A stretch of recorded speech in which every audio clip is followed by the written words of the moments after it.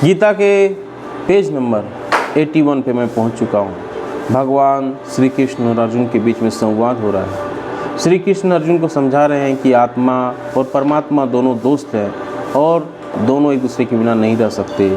इसलिए शरीर का तो कोई महत्व ही नहीं है, इसलिए तुम्हें युद्ध तो करना होगा। जितने पापी हैं सबको मारना पड़ेगा। क्या है, क्यों न तुम्हारे बाबा हो चाहे सगे संबंधी हो। अगले श्लोक में बोलते हैं नेनम छिदन्ति शास्त्राणि नेनम दहति पावका ना चेना के दन्यापो ना शोष्यति मारुता। इसका मतलब है यह आत्मा ना तो कभी किसी शस्त्र द्वारा खंड खंड किया जा सकता है। आत्मा को खंड खंड नहीं किया जा सकता, डिफरेंट पार्ट में बांटा नहीं जा सकता। ना अग्नि द्वारा जलाया जा सकता है, ना आग से इसे ख़त्म किया जा सकता है, ना जल द्वारा भिगोया जा सकता है और ना वायु द्वारा सुखाया जा सकता है। इसे ना तो जल से सुखाया जा सकता है, ना वायु द्वारा सुखाया जाता है।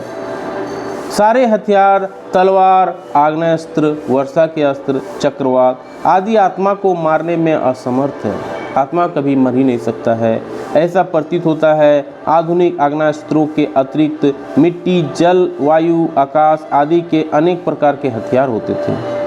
यहाँ तक कि आधुनिक युग में नाभिकीय हथियार की गणना भी आग्नेयास्त्र से की जाती है, किंतु पूर्व काल में विभिन्न पार्थिव तत्वों से बने हुए हथियार होते थे।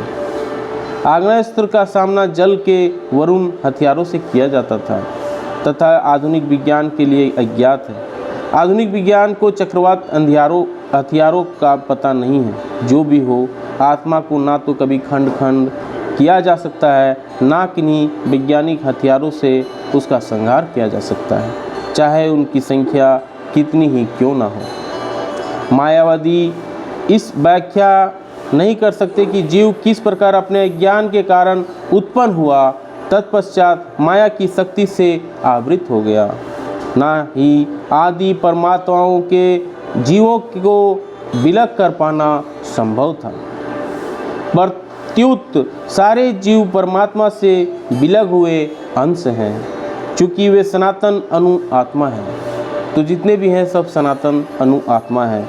अतः माया द्वारा आवृत होने की उनकी प्रवृत्ति स्वाभाविक है और इस तरह भगवान की संगति में पृथक हो जाते हैं। जिस प्रकार अग्नि के स्फुलिंग अग्नि से विलग होते हुए बुझ जाते हैं।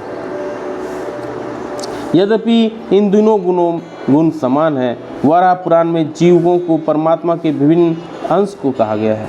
परमात्मा का विभिन्न अंश हैं जितने भी जीव जंतु हैं। भगवत गीता के अनुसार भी वे शाश्वत रूप से ऐसे ही हैं। अतः मोह से मुक्त होकर भी जीव पृथक अस्तित्व रखता है, जैसा कि कृष्ण द्वारा अर्जुन को दिए गए उपदेशों से स्पष्ट होता है।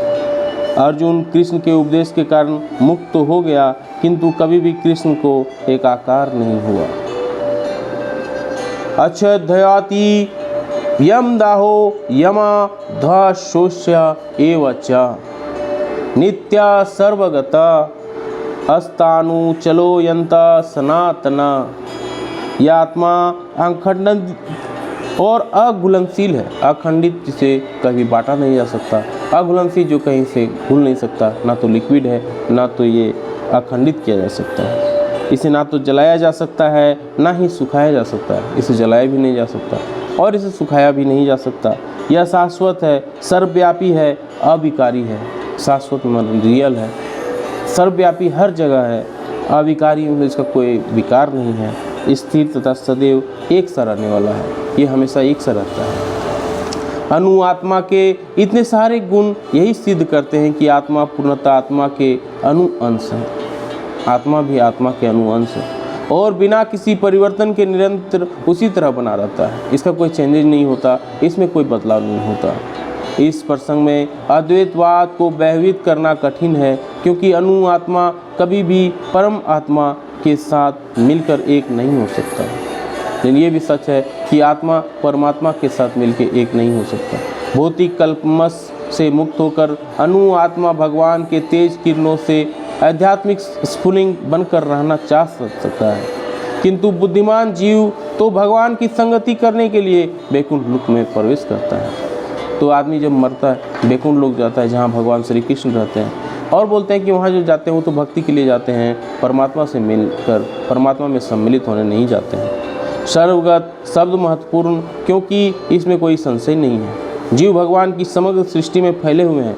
वे जल, थल, वायु, पृथ्वी के भीतर तथा अग्नि के भीतर भी रहते हैं। तो अग्नि के भीतर भी भगवान है, जल, वायु, पृथ्वी के भीतर भी भगवान है। जो यह मानते हैं कि वह अग्नि में स्वाहा हो जाते हैं, वे ठीक नहीं है, क्योंकि यहाँ कहा गया है कि आत्मा को अग्नि द्वारा जलाया नहीं जा सकता। लोग सोचते हैं कि अग्नि में सब कुछ जल के स्वाहा हो जाता है, खत्म हो जाता है। ऐसा नहीं है, क्योंकि अग्नि से भी आत्मा खत्म नहीं होता है। इसमें संदेह नहीं कि सूर्यलोक में भी उपयुक्त प्राणी निवास करते हैं, और सूर्यलोक में भी प्राणी निवास करते हैं, ऐसा इसमें बताया गया है। यदि सूर्यलोक निर्जन हो तो सर्वगत शब्द निरर्थक हो जाता है। तो सूर्यलोक निर्जन नहीं हो सकता, ऐसा होगा तो सर्वगत शब्द निरर्थक हो जाएगा।